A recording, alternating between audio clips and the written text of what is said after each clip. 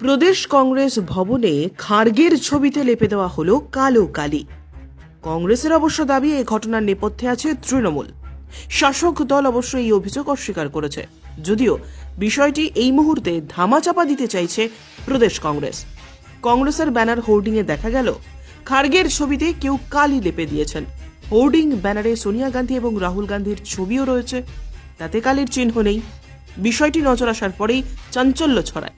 দপ্তরে থাকা কংগ্রেস কর্মীরা সঙ্গে সঙ্গে কালি লাগানো ওই হোর্ডিং ব্যানার সরিয়ে দেন।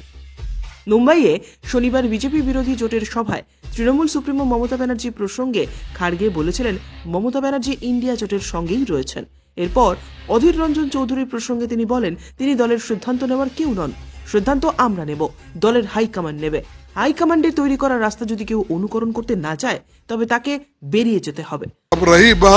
अधीर रंजन चौधरी की, अधीर रंजन चौधरी निर्णय लेने वाले नहीं। मैंने कहा कि हाईकमांड हम हैं, हम जो तय करेंगे फॉलो करें, अगर कोई फॉलो नहीं करता तो वो बाहर जाएगा। বহরমপুরে বসে অধীরও বলেন এআইসিসির ওয়ার্কিং কমিটির সদস্য হিসেবে তিনিও হাই কমান্ডের লোক। তার বিরোধিতা নৈতিক বিরোধিতা, তার বিরোধিতায় কোনো ব্যক্তিগত বিদ্বেষ নেই। আমার বিরোধিতা নৈতিক বিরোধিতা। কংগ্রেসকে কেউ খতম করবে, আমি তাকে খাতির করবো, তা তো হতে পারে না। আমার বিরোধিতার মধ্যে কোনো ব্যক্তিগত বিদ্বেষ নেই। আমার বিরোধিতা নৈতিক বিরোধিতা। আমার বিরোধিতা পশ্চিমবঙ্গে আমার পার্টিকে রক্ষা করার জন্য লড়াই। এই লড়াই আমি কোনোভাবেই থামাতে পারি না, কারণ আমি পার্টির একজন ফুট সোলজার। এরপরেই আজ মমতা বন্দ্যোপাধ্যায়কে আক্রমণ করেছেন অধীর।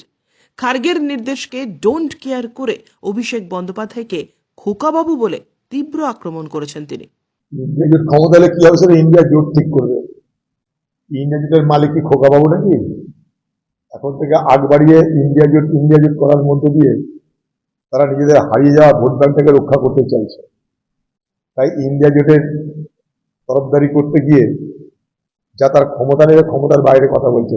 ওকে কে পুছে বাংলায় বলুন কি পদে আছে যে তাকে তার কথাটা এত মান্যতা দিতে হবে।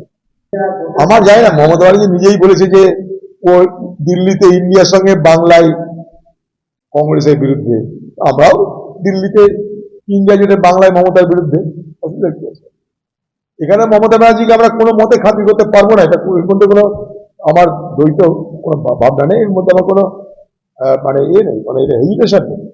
এ বাংলায় যে মহিলা আমাদের খতম করেছে তার সঙ্গে আমি দোস্তি করতে পারি না।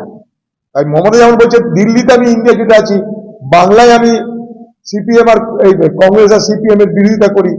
এই বাংলায় কংগ্রেস সিপিএম কে হত্যা করেছে আর দিল্লিতে ইন্ডিয়া জোটের সঙ্গে আছে, কথা মমতা বলছে। মমতা যদি বলতে পারে দিল্লিতে ইন্ডিয়া আর এ বাংলায় নো ইন্ডিয়া, তাহলে আমরাও একই কথা বলছি, আমি তো একই কথা বলছি। কি বলছে জানি না। এ বাংলায় মমতা ব্যানার্জির নেতৃত্বে কংগ্রেসকে খতম করা হয়েছে, একদিন নয়, বছরের পর বছর ধরে। এই মমতা ব্যানার্জি 2011 সালে কংগ্রেসের দয়ায়, কংগ্রেসের সহযোগিতায় ক্ষমতা আসার পরের দিন থেকে কংগ্রেসকে হত্যা করার অভিযানে নেমেছে। তাই কংগ্রেসের কর্মী হিসেবে একজন ফুট সোলজার হিসাবে এই মমতা ব্যানার্জির সঙ্গে আমরা এই বাংলায় যেখানে প্রতিদিন অত্যাচারিত হচ্ছি সেখানে কখনো আমরা তার দয়া নিতে পারি না। এখানে লড়াইটা নৈতিকতার, এখানে লড়াইটা আমাদের কংগ্রেস পার্টিকে রক্ষা করার, এখানে লড়াইটা অত্যাচারীর বিরুদ্ধে অত্যাচারিত মানুষের লড়াই। ব্যুরো রিপোর্ট, উত্তরের প্রহরী।